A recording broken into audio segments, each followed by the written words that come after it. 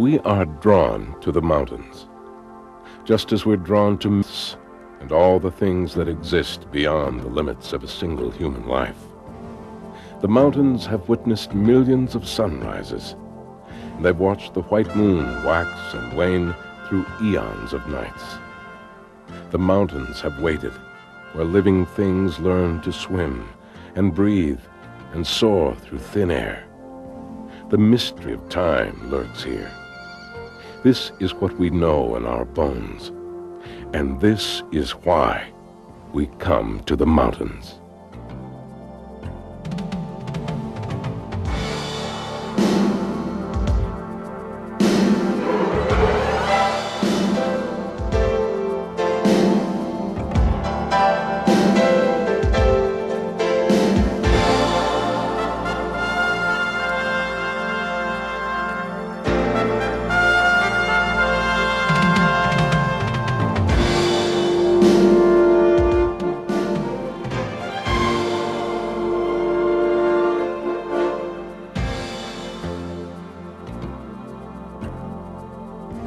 The White Mountains, simply named, an apt description of granite summits burnished bright by ice, wind, and time, reflecting back the bright face of the sun.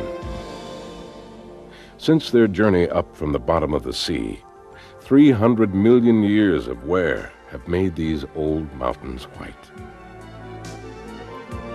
The first people to use the White Mountains were most interested in the bountiful rivers that fed their people and served as highways and lights through the wilderness. These features were what they chose to name, not the barren mountain peaks. The Pemigewasset, in Abenaki, the swift river with rapids. The Ammonoosuc, place of many fish. The Androscoggin, the place where fish are cured. Our colonial ancestors looked up and saw the challenge of the wild peaks. These they named for the men they admired. Washington, the father of our country. Lafayette, the hero of the Revolution. They named the soaring peaks for ideals, like liberty, and symbols of power, cannon. Like the men, the ideals, and the symbols, the mountains are larger than life, a source of spiritual inspiration.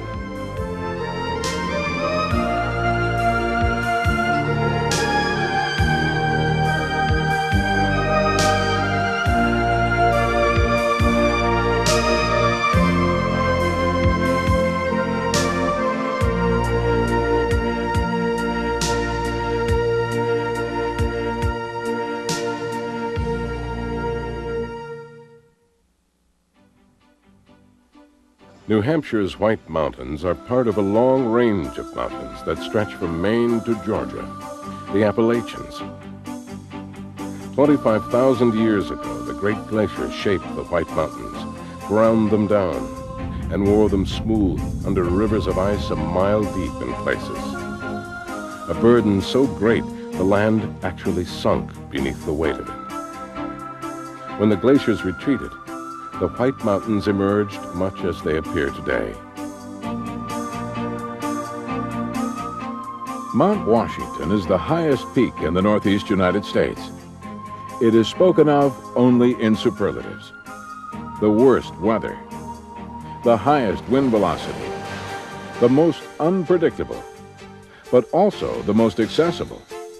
There are at least 15 hiking trails to the summit maintained by the Appalachian Mountain Club. During the winter, expert skiers climb the trail to the top of Tuckerman's Ravine for the thrill and challenge of the near-vertical descent down the treacherous head wall.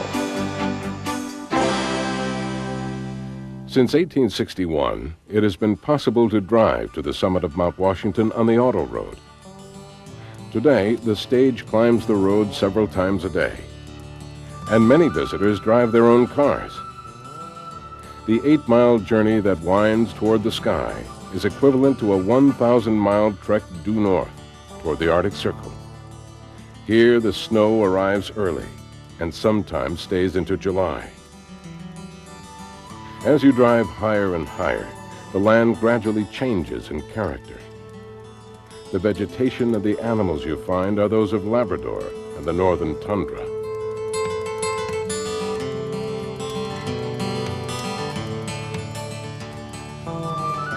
The cog railway to the 6,288-foot peak is a journey back in time to the 19th century. The little engines with their tilted boilers chug up the 3-mile course in an unforgettable trip to the clouds. Well, a steam engine is a lot different than a diesel engine, and that's what we have is steam. In other words, for a trip, it takes a ton of coal and 1,000 gallons of water approximately to make one trip. And the boy sits there and fires a ton of coal each trip, so he makes 3 trips a day in the summertime, so he shovels an awful lot of coal in the course of a summer. He does.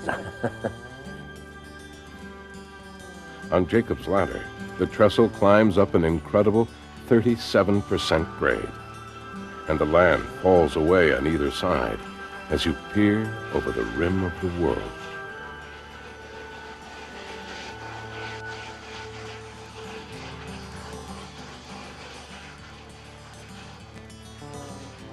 In 1869, the cog was a marvelous feat of engineering. Today, it remains a working treasure from the beginnings of the technological revolution.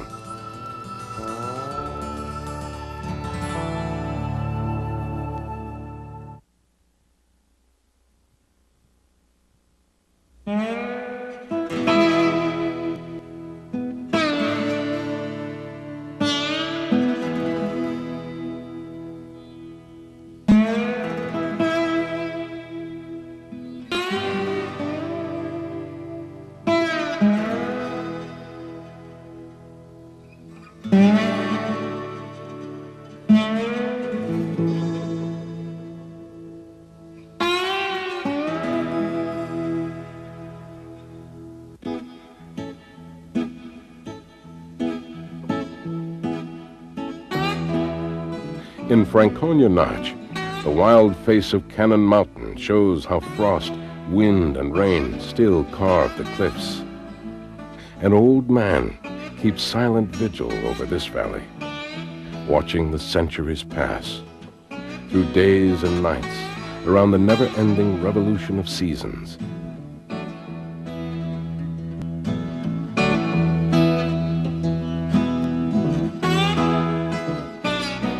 Since 1969, Nils Nielsen and his family have worked against the forces of gravity, weather, and frost to waylay the inevitable fate that awaits this famous profile. Mainly when we get there, we check the membranes that are covered with epoxy and fiberglass cloth, and we make sure that they are intact. There's several turnbuckles up there that we take strain tests on and to determine whether there's any increased strain. We have a number of checkpoints in the individual stones up there that we measure from one to the other. And when we're down over the vertical face, with Dave helping me, I can do this within a couple of hours, whereas it takes me all day if I'm doing it by myself.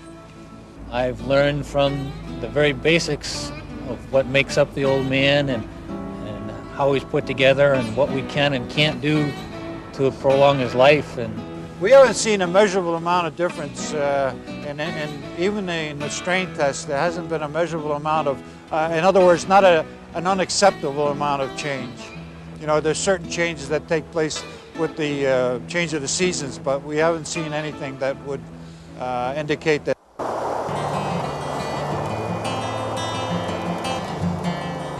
Of the mountains, sometimes coaxing, I say, wearing the mountains down, on a yearly basis. Histories, the roar of the river code and magnified by the memories of life over a river tumbling in place and time. It's up each spring.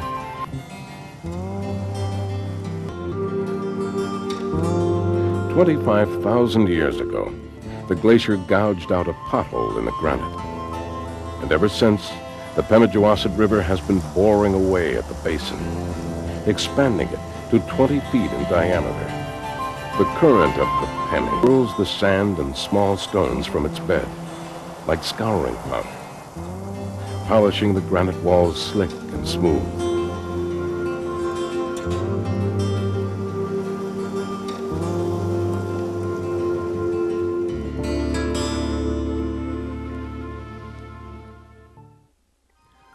Leave the world of light and sweeping vistas and journey down into the earth. At polar caves, the glacier fractured the cliffs and tumbled the massive blocks of granite down the mountainside. The caves and passages remain a riddle in the darkness, a puzzle of exciting possibilities.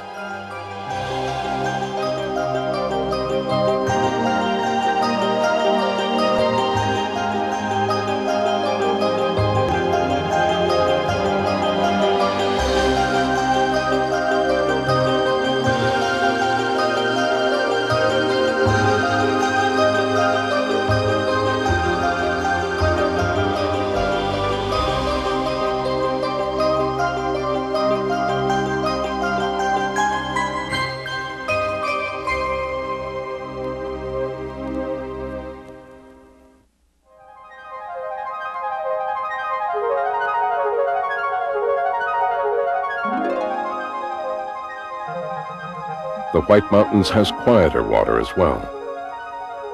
Glacial lakes dot the landscape. High up in Franconia Notch, Lonesome Lake surprises the weary hiker with its clear, still water, where a canoe trip can carry you through the clouds toward the soaring peak of Mount Lafayette.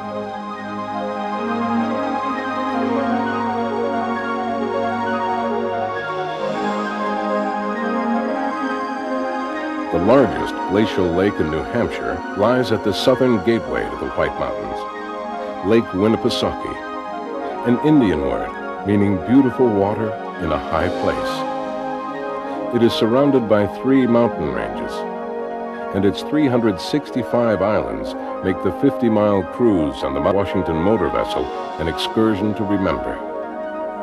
The first glass ship carries a proud tradition begun in 1872 with the original side-wheel steamship. Today, its elegant appointments recall a bygone era. And the cruise on Lake Winnipesaukee still offers up spectacular scenery that time cannot diminish.